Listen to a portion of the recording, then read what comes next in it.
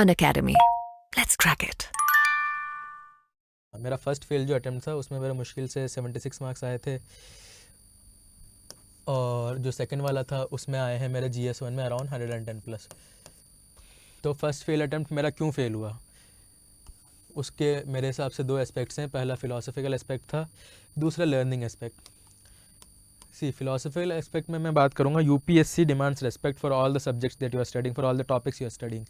आप बिल्कुल आंख बंद करके कोई टॉपिक कंप्लीटली स्किप नहीं कर सकते, ना ही आप ओवर कॉन्फिडेंट हो सकते हैं, अरे मेरे तो टेस्ट में बहुत अच्छे मार्क्स आ रहे हैं, now I will comfortably clear that.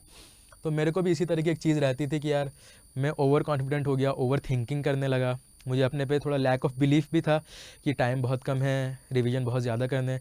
लेकिन मेरा यकीन करिए, कम टाइम में भी आप वो रिवीजन नहीं भी करेंगे ना, इट डज़ नॉट मैटर कि आपने 5 रिवीजन करे या 50, स्टिल अगर आपको अपने पे यकीन है, बिलीफ है आपको, और कॉन्फिडेंस है, नॉट ओवर कॉन्फिडेंस, एंड आपका एटीट्यूड पॉजिटिव है, पॉजिटिव एटीट्यूड अगर आप लेके चलेंगे, जो मेरे लिए फर्स्ट अटेम्प्ट में मिसिंग था। आई वॉज वेरी स्केप्टिकल, क्या मेरा निकलेगा भी या नहीं निकलेगा। शायद मैं पॉजिटिव एटीट्यूड रखता तो 76 की जगह अगर एग्ज़ाम नहीं भी निकलता तो 90 मार्क्स तो आ जाते। तो ये था, इसके लिए आपको थोड़ा ध्यान देना चाहिए। आज के टाइम में थोड़ा मेंटल हेल्थ इश्यूज़ भी थोड़े बढ़ते जा रहे हैं इन्हीं चीज़ों की वजह से। आप बिलीव रखिए, अपने सपोर्ट सिस्टम के साथ कॉन्टैक्ट में रहिए, दोस्तों वगैरह के साथ बात करिए, उनसे मोटिवेशन लेते रहिए, and I think that will help to sail you through.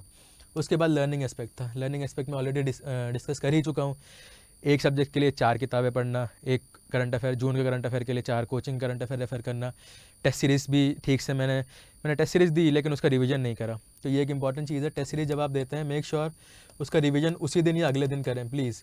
अगर आप ऐसा नहीं कर पा रहे हैं तो आपका टेस्ट देने का कोई फ़ायदा नहीं है, because you are not learning something from that.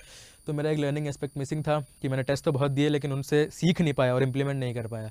If you do that, make proper notes, answer writing अगर आप करते हैं तो मेंस प्रीलिम्स सब में आप इजीली कंफर्ट के साथ क्लियर कर सकते हैं। उसके बाद अपन देखेंगे मेरी प्रिपरेशन स्ट्रैटेजी में स्पेसिफिकली प्रीलिम्स, मेंस और ऑप्शनल्स में क्या इशू थे। फॉर एग्जांपल प्रीलिम्स में मेरा इशू था, मैंने टेस्ट बहुत कम दिए, मॉक टेस्ट।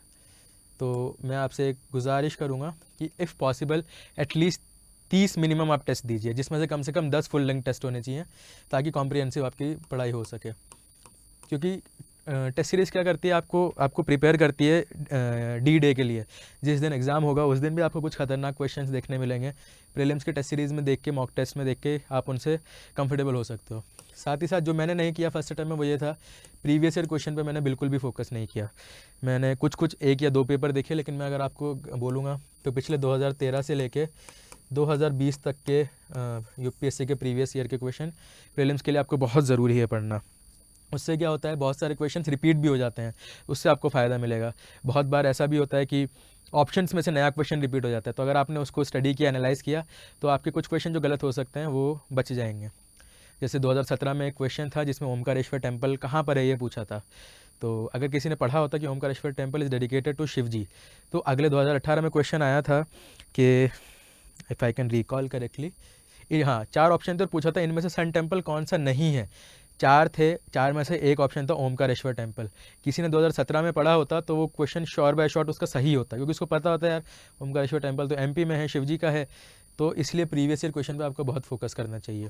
साथ ही साथ आपकी कोचिंग में जो भी चीज़ पढ़ाई जा रही है, जो मटेरियल आपको दिया जा रहा है, NCERTs पे फोकस करना है, उस मटेरियल को आप सप्लीमेंट की तरह यूज़ करना है, एंड आई थिंक इससे आपका काम हो जाएगा। सेकेंडली मेंस के लिए सबसे ज़रूरी है आंसर राइटिंग। UPSC में बोला जाता है answer writing is the king.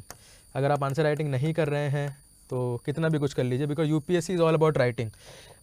आपको आई थिंक एक पेपर में 5000-3000 वर्ड्स लिखने होते हैं, 1500 वर्ड्स के 2 ऐसे लिखने होते हैं।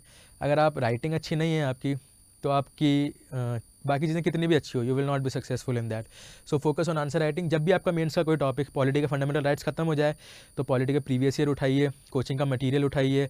बहुत सारी वेबसाइट्स डेली क्वेश्चन एनालिसिस आपको डालती हैं, डेली क्वेश्चन प्रैक्टिस, वो करिए आप। और या तो खुद रिव्यू करिए, कोचिंग में है तो अपने टीचर से रिव्यू करवाइए, अपने एजुकेटर से रिव्यू करवाइए, या फ्रेंड्स हैं तो आप सीनियर फ्रेंड्स हैं जो अटेम्प्ट्स दे चुके हैं उनसे आप रिव्यू करवाइए, and this is how you learn. Very important, mains answer writing चाहे ऑप्शनल हो या कुछ भी हो।